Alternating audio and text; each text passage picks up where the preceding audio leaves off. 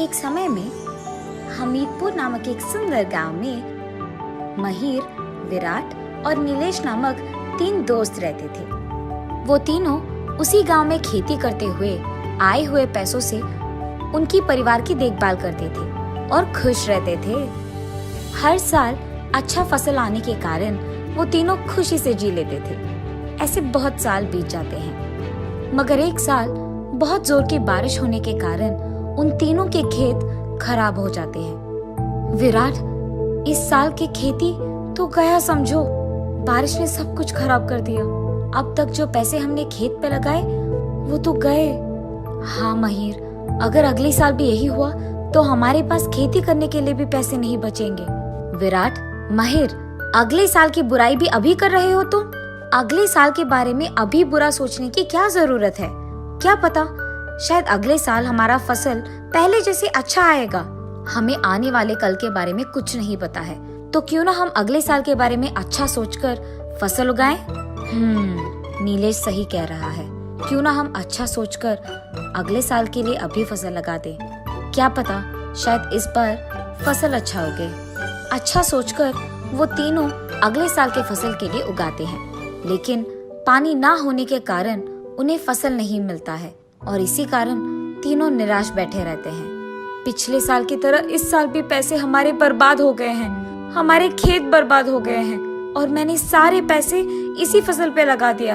अब मुझे पता नहीं चल रहा कि मैं अपने परिवार का कैसे देखभाल करूंगा। अरे हाँ यार, मुझे भी कुछ समझ में नहीं आ रहा। मैंने भी अपने सारे पैसे इसी फसल पे लगा दिए हैं। अब अगर कुछ व्यापार भी करना है तो उसके निवेश के पैसे तक नहीं है मेरे पास। देखो दोस्तों, इस सब के बारे में सोचकर निराश होने की कोई जरूरत नहीं है। अगर हम निराश या दुख बैठे रहेंगे तो इसका हल कभी नहीं ढूंढ पाएंगे। तो इससे बेहतर है कि हम तीनों मिलके कुछ व्यापार करने की कोशिश करते हैं। मुझे यकीन है कि कुछ न कुछ काम हो ही जाएगा। उसके ऐसे कहने के बाद तीनों बहुत गहरी सोच में पड़ जाते हैं। अरे नीलेश, विराट, तुम लोगों को पता है ना कि मैं अपने घर पे मुर्गियों को ज्यादा पालता हूँ। उसके कारण मेरे घर पे हमेशा अंडे बहुत पड़े रहते हैं। क्यों ना हम उन अंडों को बेचकर आए हुए पैसों से और अंडों को खरीदकर उन्हें भी बेचकर ऐसे इसको एक व्यापार बना दें। अगर यही व्यापार करेंगे तो निवेश के पैसों के लिए कोई दिक्कत नहीं होगी, क्योंकि अंडे तो हमारे पास पहले से ही है। तुम्हारे विचार तो सही है, पर अंडे बेचेंगे तो हमें सिर्फ 5 रुपए मिलेंगे, पर अगर तले हुए अंडों को बेचेंगे तो हमें 15 रुपए मिलेंगे। इसका मतलब है कि हमें 10 रुपए का लाभ मिलेगा। इसीलिए हम अंडों को नहीं बल्कि उन्हें ऑमलेट बनाकर बेचेंगे। तब हमें हर एक अंडे के लिए 10 रुपए का लाभ मिलेगा। ये भी एक अच्छा विचार है, लेकिन हमें ऑमलेट को बनाने के लिए कुछ सामग्री की जरूरत होगी ना। उसका क्या करें? अरे नीलेश, तुम उसके बारे में फिक्र मत करो। तुम्हें तो पता है कि मेरा आदत है कि सामग्री में हमेशा 1 महीने के सारे पहले ही रख देता हूँ घर पे। अभी भी मेरे घर पे कुछ सामान पड़े हैं, इसलिए हम उसका इस्तेमाल कर पाएंगे। उनसे हम ऑमलेट बना पाएंगे। हाँ, ये अच्छा विचार है। और हाँ दोस्तों, हम दुकान मेरे घर के बाहर लगाएंगे, क्योंकि सबको पता है कि मेरा घर गांव के बीच में है। इसी कारण हमारे पास ग्राहक और आएंगे, तो हम जल्दी से दुकान मेरे घर के बाहर तैयार करके कल ही से शुरू कर सकते हैं। अरे वाह, ये भी सही है विराट। तुम्हारे घर के सामने वाकई ही जगह बहुत है और तुम्हारा घर गांव के बीच में भी है। इसका मतलब ग्राहक भी और आएंगे। तो क्योंकि तुम्हारे पास दुकान के लिए स्थान, मेरे पास दुकान के लिए सामग्री और इसके पास अंडे हैं, हम कल ही से हमारा व्यापार शुरू करेंगे। क्या कहते हो दोस्तों? मंजूर है, मंजूर है। ऐसे वो तीनों दोस्त उनके फैसले के मुताबिक ही अगले दिन उनका व्यापार शुरू करते हैं और गर्मा गर्म ऑमलेट डालकर बेचने लगते हैं। ऑमलेट, ऑमलेट, गर्मा गर्म ऑमलेट। एक ऑमलेट का सिर्फ 15 रुपए। आइए बाबू, आइए, जल्दी जल्दी आइए।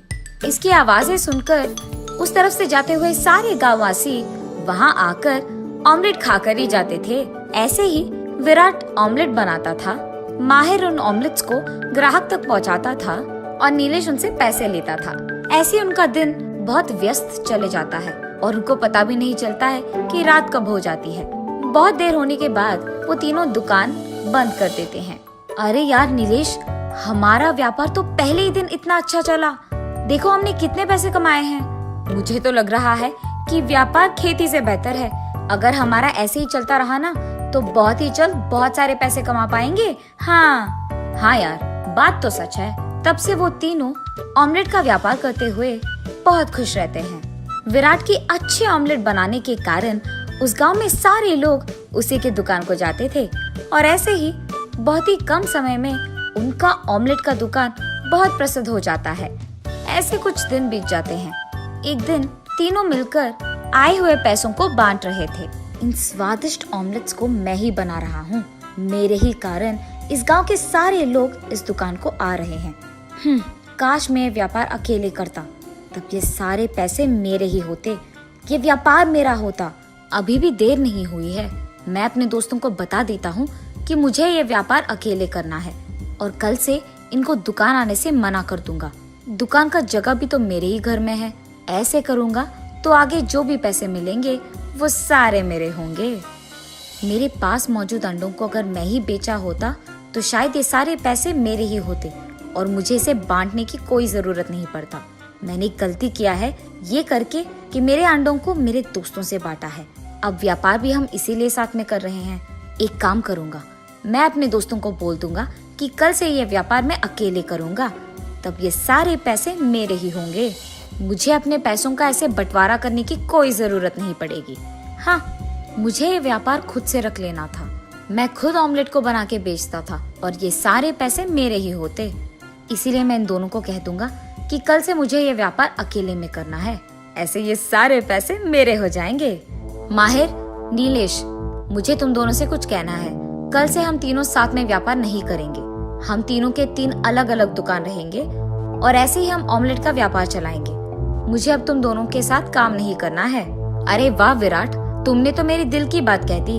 हाँ, मुझे भी तुम लोगों के साथ काम नहीं करना है। मैं खुद से व्यापार चला लूंगा। ठीक है फिर, अब जब हम तीनों का फैसला एक ही है तो देर किस बात की। चलो अलग अलग व्यापार रखेंगे और खुश रहेंगे। ये फैसला करके वो तीनों वहाँ से अपने अपने घर चले जाते हैं। अगले दिन से माहिर, नीलेश और विराट उनके अपने अपने दुकान लगाकर व्यापार करना शुरू करते हैं। यहाँ तक कि ये बात भी भूल जाते हैं कि वो तीनों बहुत अच्छे दोस्त हैं। उन तीनों पे सिर्फ पैसे कमाने की भूत सवार रहती है। ऐसे कुछ दिन बीत जाते हैं। विराट उसके व्यापार में खुद से स्वादिष्ट ऑमलेट बनाकर उन्हें ग्राहक को देकर और उनसे पैसे लेकर ऐसे सारे काम अकेले करने के कारण बीमार पड़ जाता है और व्यापार ठीक से ना संभाल पाने के कारण वो घर पे ही रहता है और दुकान नहीं खोलता है।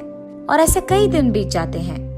बहुत दिन से ऐसे घर पे पड़े रहने के कारण उसके पास मौजूद सारे पैसे खर्च हो जाते हैं। इसी कारण वो बहुत दुखी होता है और उस दुख में उसे अपने दोस्तों की याद आती है।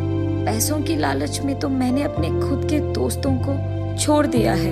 मुझे ऐसा नहीं करना था और आज मुझे तकलीफों में सिर्फ मेरी दोस्तों की याद आई है। कुछ भी हो जाए, मुझे अपनी गलती का एहसास हो गया है। मुझे उनके पास जाकर माफी मांगना होगा। चाहे कुछ भी हो जाए, मुझे बस उनके साथ रहना है। मेरे दोस्त मुझे पैसों से बढ़कर है। मैं सिर्फ उनके साथ खुश रह पाऊंगा। ऐसे ही वो सोचते हुए उसके घर के बाहर निकलकर उसके 2 दोस्तों को मिलने धीरे धीरे चलते रहता है। दूसरी तरफ माहिर को स्वादिष्ट ऑमलेट बनाना ना आने के कारण उसके दुकान को कोई नहीं आता है। ग्राहक दिन ब दिन कम होते जाते हैं और इसके कारण उसे नुकसान होता है। नुकसान के कारण उसे उसका दुकान बंद करना ही पड़ा। ठीक उसी समय उसे भी उसके दोस्तों की याद आती है।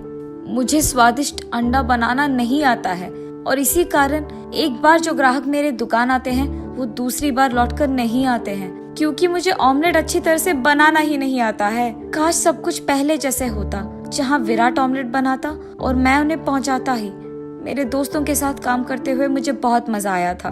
मैंने बहुत बड़ी गलती कर रखी है। मुझे बस मेरे दोस्तों के पास जाकर माफी मांगना होगा। उनके साथ रहना है मुझे।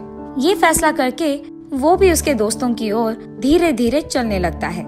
इतने में तीसरी तरफ नीलेश भले ही स्वादिष्ट ऑमलेट बनाता था, उसके ग्राहक को वो देता देर से था। इसी कारण जो भी ग्राहक उसके दुकान आते थे उतना देर इंतजार नहीं कर पाते थे और इसलिए वहाँ से जल्दी चले जाते थे। और ऐसे ही उसे भी नुकसान पहुंचता है और इसी कारण दुकान भी बंद करना पड़ जाता है। और तब उसे भी अपने दोस्तों की बहुत याद आती है। उन्हें याद करते हुए वो बहुत निराश होता है। अगर मैं अपने दोस्तों के पास होता तो मुझे कभी ये स्थिति नहीं आती और ये सब भुगतना भी नहीं पड़ता। मैंने बहुत बड़ी गलती की है। पैसों की लालच में मैंने अपने दोस्तों को छोड़ दिया है। मुझे उनके पास जाकर माफी मांगना होगा और सब कुछ ठीक कर देना होगा। मैं अभी तुरंत उनके पास जाऊंगा और उन्हें ये सब कह दूंगा। ये फैसला करके वो भी उसके दो दोस्तों के पास चलने लगता है।